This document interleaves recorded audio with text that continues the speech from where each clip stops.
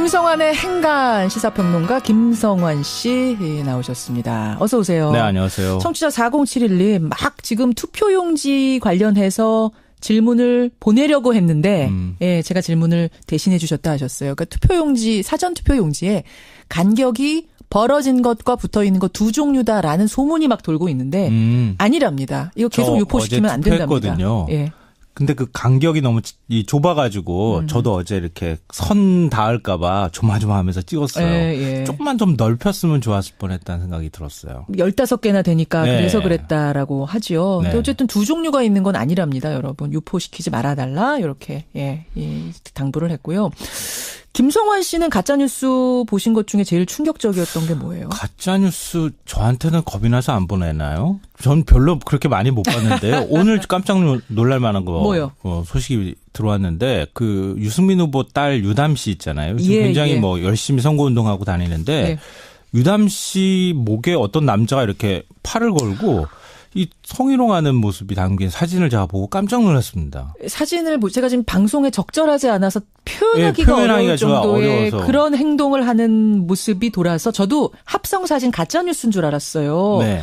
그게 아니고 진짜 사진이라는 거잖아요. 네, 맞아요. 성희롱하는 사진. 그래서 그 사람을 지금 찾고 있다고 합니다. 바른정당에서도 강력하게 대처하겠다. 네, 맞습니다. 그리고 이 사진은 더 이상 유포시키지 말아달라고 당부를 했습니다. 예, 참 유담 씨 이러고 나면 굉장히 트라우마에 시달리거든요. 그렇죠. 아버지 여러 가지 상황도 안 좋은데 참 왜 이런 일이 벌어진지 모르겠습니다. 자, 행간에서 뭐 가지고 오셨어요? 어제 사전투표대가 했다고 말씀드렸는데요. 예. 투표 열기가 어마어마하죠. 그렇더라고요. 이 하루에만 11.7% 497만 명이 투표를 했는데요. 이 정치에 대한 이런 뜨거운 관심 외에 이번 대선에 또 다른 특징이 있습니다. 뭡니까? 역사 속 인물이 많이 소환되고 있다는 건데요. 뭐 세종대왕, 정약용, 정도전, 특히 이순신 장군의 이름이 자주 거론이 되고 있습니다. 예. 이 대선 주자들이 특별히 이순신 장군을 소환하는 이유, 이 뉴스의 행간을 좀 살펴볼까 합니다. 그러고 보니까 이순신 장군의 어록을 후보들이 아주 경쟁적으로 차용하던데요. 네, 며칠 전 유승민 후보가 TV 토론에서 이순신 장군을 언급했잖아요. 예. 이 집단 탈당 사태를 겪은 직후였는데 신의 길은 아직 12척의 배가 남아 있습니다. 했죠. 개혁 보수의 길을 가게 저의 손을 잡아주십시오. 이렇게 얘기를 했고요. 엊그제 저녁엔 강남역 유세 현장에 이순신 장군 갑옷 입고 칼까지 들고 나왔습니다. 진짜로요? 젊은 층이 엄청나게 환호를 했어요. 그래요. 홍준표 후보의 이순신 어록도 화제가 됐었죠. 공식 선거운동 첫날 아산 현충사를 참배했는데 예. 사직생의 각오로 대한민국의 위기를 구하겠다. 이렇게 보수표 결집을 시도를 하는 그랬습니다. 모습을 보이기도 했고요. 예. 사실 이순신을 소환한 원조는 문재인 후보라고 할 수 있어요. 어떻게 소환했었죠? 선거 슬로건 나라를 나라답게. 예. 이게 제조산화 정신인데요. 이 글귀가요. 임진왜란 당시에 서해 유성룡 선생한테 이순신 장군이 써준 글귀예요. 그렇군요. 이 문 후보는 지난달 28일 충무공 탄신일을 맞아서 페이스북에 나라를 다시 만들라는 당신의 말씀을 받들어서 국민과 함께 힘을 모아 나라다운 나라 꼭 만들겠습니다. 이런 글을 올리기도 했습니다. 정말로 그렇게 정리를 해주시니까 네. 정말로 이순신 장군 어록이 이번 대선에 유독 많이 등장했네요. 맞습니다. 이 뉴스의 행간 이면에도 뭐가 숨어 있습니까? 네. 첫 번째 행간은 그만큼 지금이 비상시국이란 뜻이다입니다. 비상시국이다. 네. 태평성대까지는 아니더라도 국내 정치나 경제가 어느 정도 안정이 돼 있다.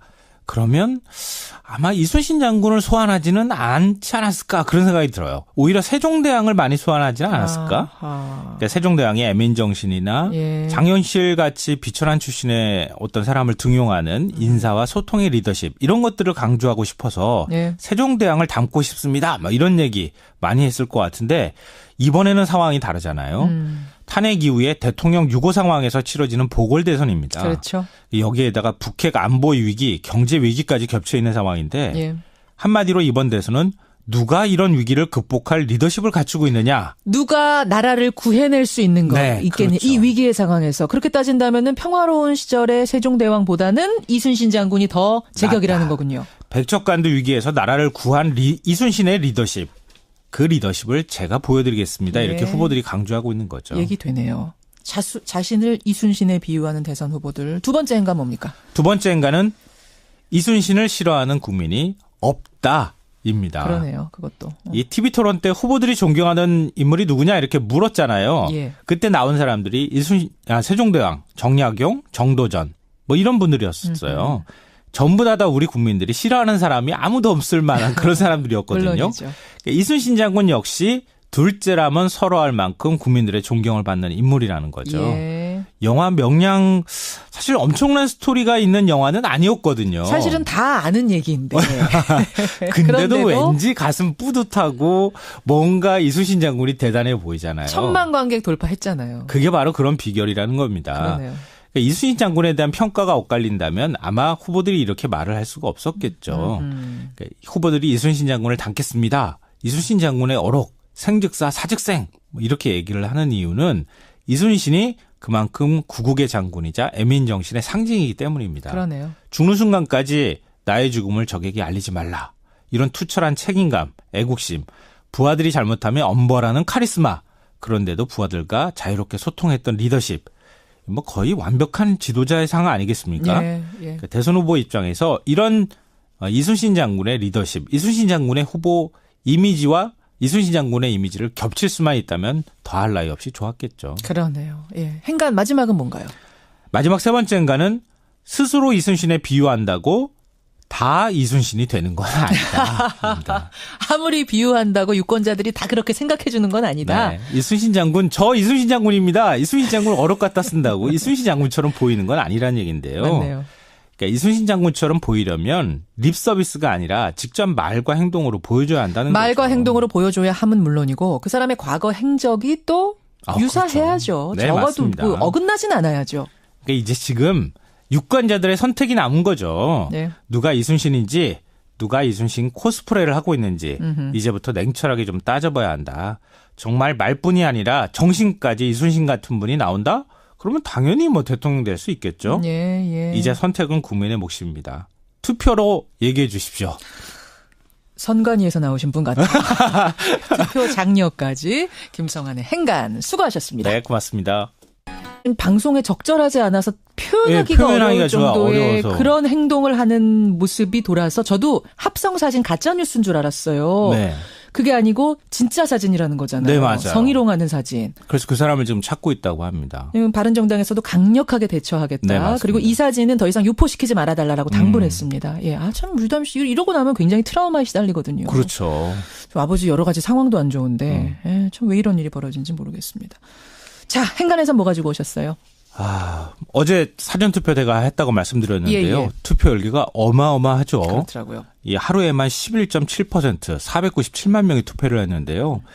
이 정치에 대한 이런 뜨거운 관심 외에 이번 대선에 또 다른 특징이 있습니다. 뭡니까? 역사 속 인물이 많이 소환되고 있다는 건데요. 뭐 세종대왕, 정약용, 정도전, 특히 이순신 장군의 이름이 자주 거론이 되고 있습니다. 예. 이 대선 주자들이 특별히 이순신 장군을 소환하는 이유, 이 뉴스의 행간을 좀 살펴볼까 합니다. 그러고 보니까 이순신 장군의 어록을 후보들이 아주 경쟁적으로 차용하던데요. 네, 며칠 전 유승민 후보가 TV 토론에서 이순신 장군을 언급했잖아요. 예. 이 집단 탈당 사태를 겪은 직후에 김성환의 행간 시사평론가 김성환 씨 나오셨습니다. 어서 오세요. 네, 안녕하세요. 청취자 4071님 막 지금 투표용지 관련해서 질문을 보내려고 했는데 예, 제가 질문을 대신해 주셨다 하셨어요. 그러니까 투표용지, 사전 투표용지에 간격이 벌어진 것과 붙어 있는 것 두 종류다라는 소문이 막 돌고 있는데 아니랍니다. 이거 계속 유포시키면 안 된답니다. 예. 근데 그 간격이 너무 좁아가지고 저도 어제 이렇게 선 닿을까봐 조마조마하면서 찍었어요. 예. 조금만 좀 넓혔으면 좋았을 뻔했다는 생각이 들었어요. 15개나 되니까 네. 그래서 그랬다라고 하죠. 네. 근데 어쨌든 두 종류가 있는 건 아니랍니다, 여러분. 유포시키지 말아달라 이렇게 당부를 했고요. 김성환 씨는 가짜뉴스 보신 것 중에 제일 충격적이었던 게 뭐예요? 가짜뉴스 저한테는 겁이 나서 안 보내나요? 전 별로 그렇게 많이 못 봤는데요. 오늘 깜짝 놀랄 만한 거 뭐요? 소식이 들어왔는데 그 유승민 후보 딸 유담 씨 있잖아요. 지금 예, 굉장히 예. 뭐 열심히 선거운동하고 다니는데 예. 유담 씨 목에 어떤 남자가 이렇게 팔을 걸고 이 성희롱하는 모습이 담긴 사진을 제가 보고 깜짝 놀랐습니다. 사진을 제가 지금 입니다. 그러네요. 그것도. 이 TV 토론 때 후보들이 존경하는 인물이 누구냐 이렇게 물었잖아요. 예. 그때 나온 사람들이 세종대왕, 정약용, 정도전 뭐 이런 분들이었어요. 전부 다 우리 국민들이 싫어하는 사람이 아무도 없을 만한 그런 사람들이었거든요. 물론이죠. 이순신 장군 역시 둘째라면 서러할 만큼 국민들의 존경을 받는 인물이라는 거죠. 예. 영화 명량 사실 엄청난 스토리가 있는 영화는 아니었거든요. 사실은 다 아는 얘기인데.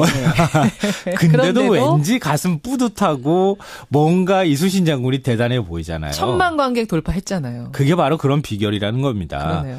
그러니까 이순신 장군에 대한 평가가 엇갈린다면 아마 후보들이 이렇게 말을 할 수가 없었겠죠.